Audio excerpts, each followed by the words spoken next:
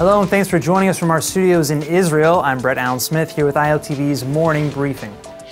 The president of the Philippines is touching down in Israel later today for a 3-day visit to the country.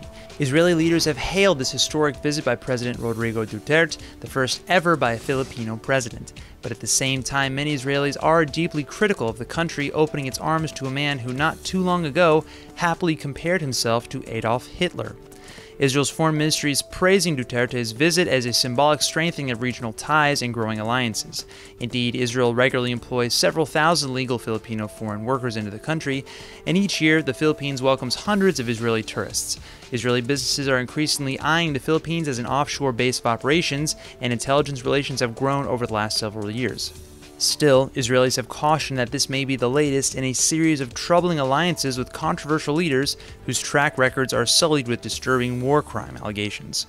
Duterte infamously compared his administration's mission to hunt down and murder regional drug dealers to Hitler's final solution to exterminate the Jews. In 2016, he was quoted saying, quote, "Hitler massacred 3 million Jews. Now there are 3 million drug addicts in the Philippines. I'd be happy to slaughter them. At least if Germany had Hitler, the Philippines would have," end quote, referring to himself. And for many, this analogy is not too far off. Duterte has been accused of giving his police carte blanche to essentially murder alleged drug dealers at will, without evidence or trial, often in execution-style killings to the head or heart. Human rights groups predict that of the tens of thousands killed and jailed during Duterte's crackdown, the vast majority have been mostly innocent poor people. Still, this visit may have an entirely different bottom line, as the Philippines only last year began stepping up its purchases of Israeli weapons and military gear. Analysts say this visit is tied with the Philippines' true agenda to give its military an overhaul by buying Israeli tech in lieu of the more expensive American weapons options.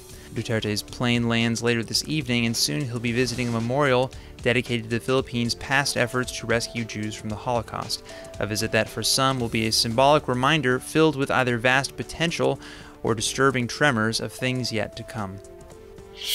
Confirming the reports of the last few days, the Trump administration has just announced that the United States will halt all funds to the U.N.R.W.A, the UN's chief Palestinian refugee agency. For the time being, the White House will continue allowing regional allies to continue dispersing their funds to UNRWA, but clearly the long-term goal of this seems to be the eventual and total dismantling of the UN's chief Palestinian agency altogether in the coming future. Palestinians have condemned this move of the Trump administration. For them, it throws the fate of some 5 million regional Palestinians, many of whom have lived in refugee camps their entire lives in Jordan, Lebanon, Syria, Gaza, and the West Bank, into total jeopardy. Palestinian leaders say they're preparing to take this matter to the UN for a global resolution. Israeli leaders, however, have largely praised the White House for halting funds to an agency they claim has distorted its original goal of helping the Palestinians.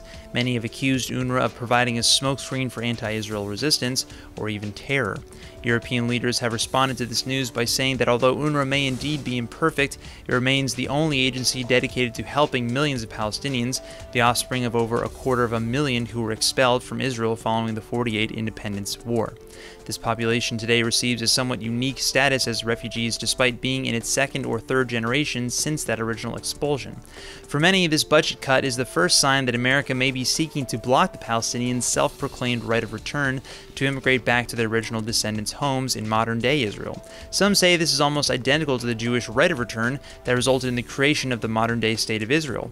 But for Israeli leaders, this creates an existential paradox, because the influx of millions of Palestinians into the country would mean the end of the Jewish majority nation-state they intended. But make no mistake, Trump's decision is nothing short of a very significant policy shift, one whose implications are still being weighed.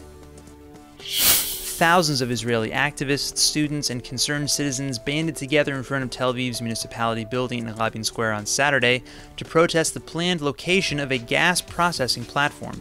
The platform, intended to be used for the Leviathan gas reservoir, is planned to be just 9 kilometers off the coast, as opposed to 120 or more like with other such platforms. And the demonstrators, organized by the group Shomrei Habayit, or Home Guardians, say the proposed spot would not only be disastrous if and when any issues arise, but also that even when operating normally, the platform would leak dangerous carcinogens and poisons out into the surroundings. The Tamal field, for example, already produces 30 times more toxic materials than anticipated. That means Tel Aviv, Haifa, Herzliya, Netanya, Kibbutz, Magan, Mikhail, even Caesarea, all coastal cities with the millions that inhabit them, would be in danger. U.N.R.W.A also insists that moving the processing platform further out to sea would be more beneficial twofold.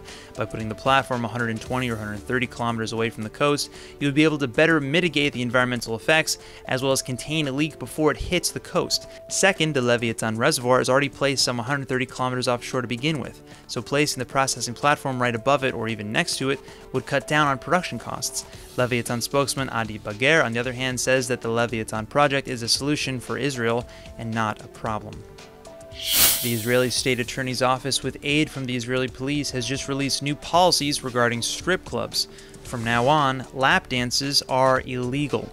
According to the Deputy State Attorney, the activity that in certain circumstances constitutes prostitution will be eradicated, and as such, continued practice of lap dances shall be considered a criminal offense against which extensive measures can be taken.